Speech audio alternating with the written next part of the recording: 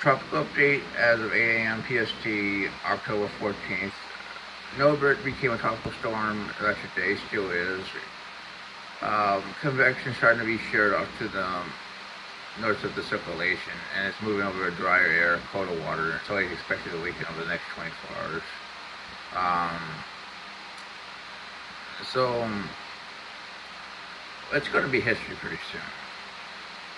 But it was interesting that it reformed, and and seriously, after all these storms we've been watching, I mean, Jesus. But anyway, here it is. It's not going to affect any land. Up below here, as you can see on this satellite, it's going to induce some shear as it heads into the colder water. Nothing else is forming in the eastern Pacific. The Atlantic, on the other hand, has 93 L, which was a tropical storm yesterday, in my opinion, but it's being sheared to shit. No moral support for development. And really, we'll have to watch it because it could get merged into the gyro in the long term and become a tropical storm. That's Caribbean tropical storm or hurricane in 7 to 10 days. A few areas we're watching in the short term is a system up in here that could swing back to the west. Another system up by the Azores. These systems could have possibility in the next 3 to 5 days, in my opinion, based on looking at the models. Here's the GFS. I mean, this is the system we are looking at, which closes in Isidore for about 138 hours. And also, this is about the same time as the Caribbean system starting to develop. This is for the GFS. This is for the CMC, which also forms this system. It's very interesting. It's starting to form the gyro.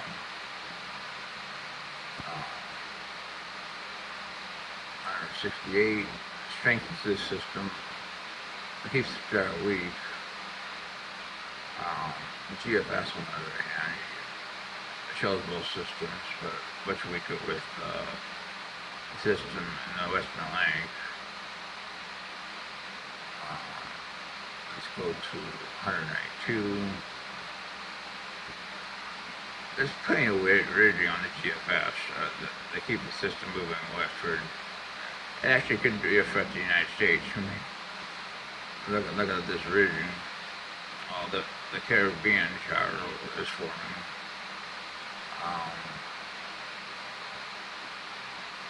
Yep. Yep. I think the Western Caribbean system probably could become a hurricane. I mean, it definitely has some potential to become a very, very interesting system. And it hits Cuba at 240 hours. And the CMC, I mean, it shows a hurricane in the Western Caribbean. But absolutely blows up this system in the Western Atlantic. Go back to 180, 240, and let's go backwards. I mean, hers at 36, hers is at 72. Clearly, this doesn't have anything to do with 93.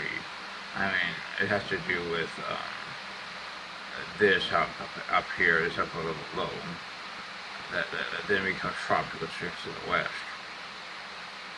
And right now, there's enough model support to say, yeah, this thing is interesting to watch. Probably almost as interesting as the gyro that probably becomes the Western Caribbean hurricane. So we could actually have 2 tropical storms and about a week, and everything's work out. Right now, I'm saying